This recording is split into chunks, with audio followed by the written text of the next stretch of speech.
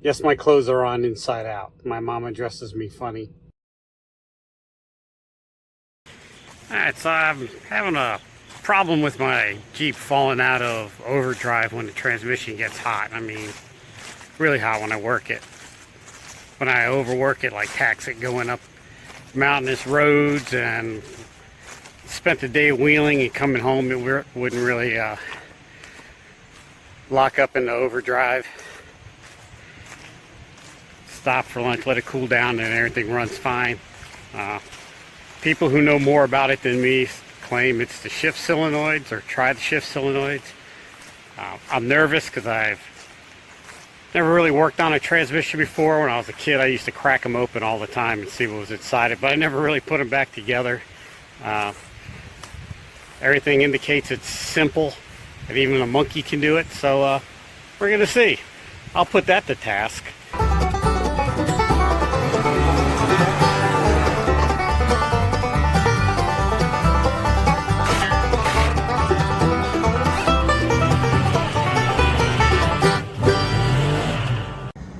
Alright, so underneath transmission, looks like a drain plug, 14 millimeter. Got the drain pan because you want to catch it and save it. I'll explain why. You don't want to put it back in, but you want to save it. I'll tell you why at the end of the video. That's my way of forcing you to stick around, or at least scroll to the end. Oh, well, it's starting to loosen up now. I was getting worried it was cross-threaded in there, which it might be. Juicy red. Got it going into my catch pan. Alright, 10 millimeter on all these little bolts. That one's not even in there very tight. If you don't have one of these magnetic trays, they're worth their weight in gold.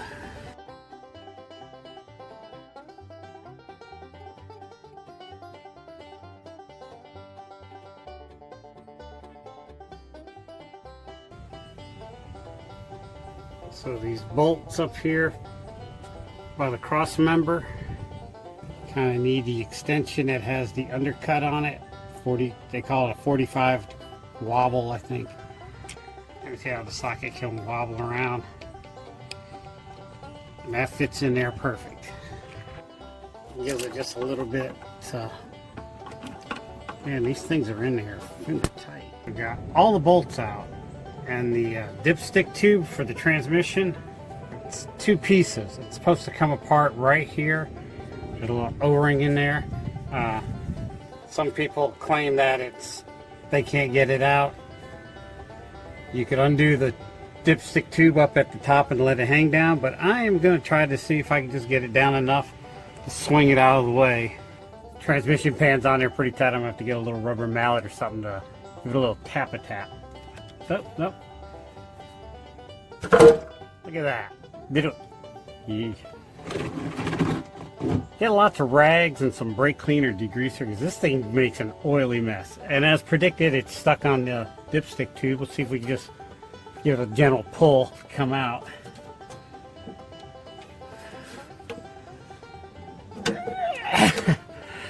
I think my zip ties holding the transmission lines on there might be impeding it, so I'm going to get something to cut those and we'll see what we can do. And I'm going to get a tripod. There seems to be something inside the dipstick tube. I wonder what it could be. I guess this should have been step one. I guess I should apologize for the funky angles because this.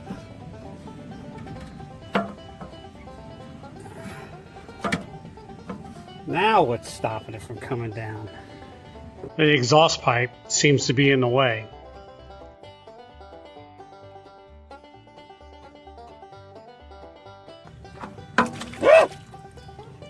So if you can see what that happened. Fuck! So I'm riding the struggle bus on this. My Y pipe is in the way, or the down pipe, whatever you want to call it. Yours might not be, but since, you know, mine's been crushed so many times, I'm going to undo the two bolts up here and just let it drop. All it needs is a smidgen. Finally managed to pry the pipe out just enough to get the pan out.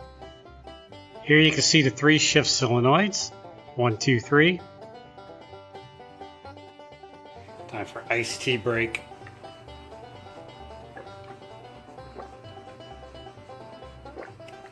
Whew.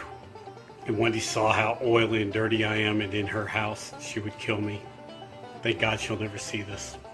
I'm glad to see the camera's back online. Boy, I was doing some freaky stuff on the Jeep.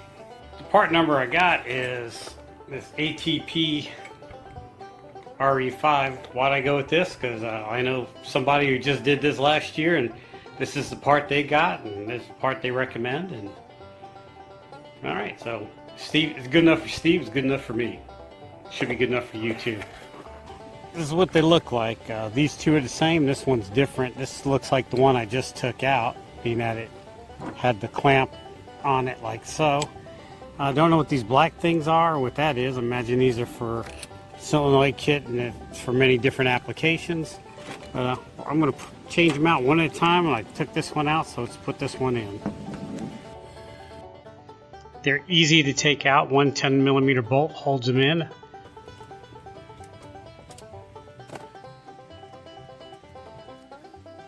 A gentle little pull and out they pop.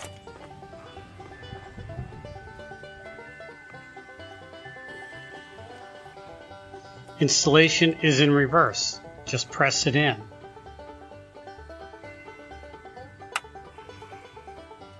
Attach the ground under the bolt.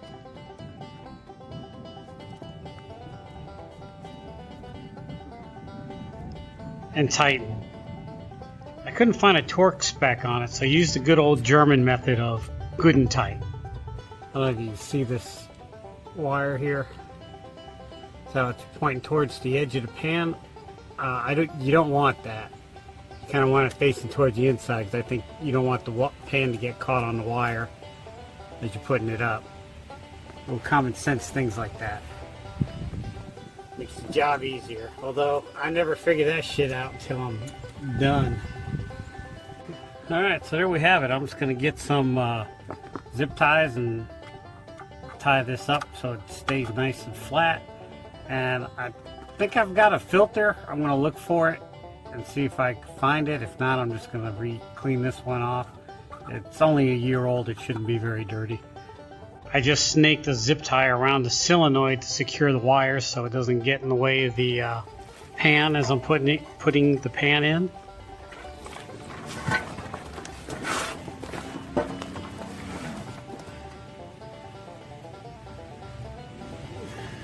I struggled trying to get the pan back in for quite a while until I found the perfect solution. Sawzall fix all. Alright, don't know if you caught that. I cut that pipe off. I should have done that to begin with. It'd be a lot easier to repair a exhaust pipe than try to ride the struggle bus. Why didn't I think of that to begin with?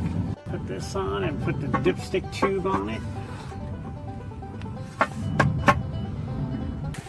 Now we're just going to clean it all up with brake clean to this way make sure I got a leak, because there's oil everywhere, man. I've got oil in places where you wouldn't even think oil can go. Alright, so now I can put all my tools away, and I'm going to show you why we saved that oil. So you take an empty bottle. Now we can measure how much we took out of it.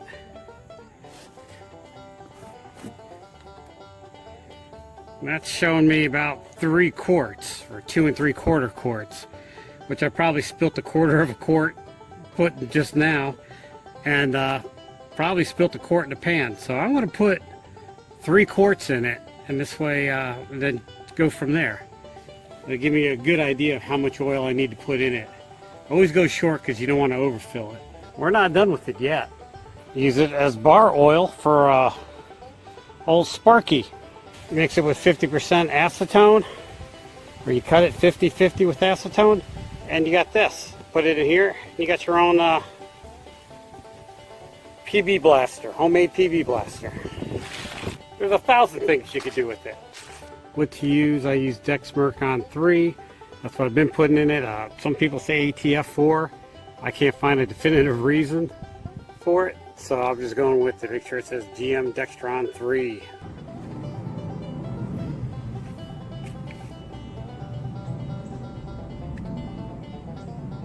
All that's left now is to fix that exhaust pipe and take it for a test drive. I'm going to pack it up and call it a day because I'm tired and I'm hungry, and this belly needs a whopper. Alright, there you have it. Thanks for watching. Don't forget to hit the like and subscribe, and check out some of my other fine informative videos.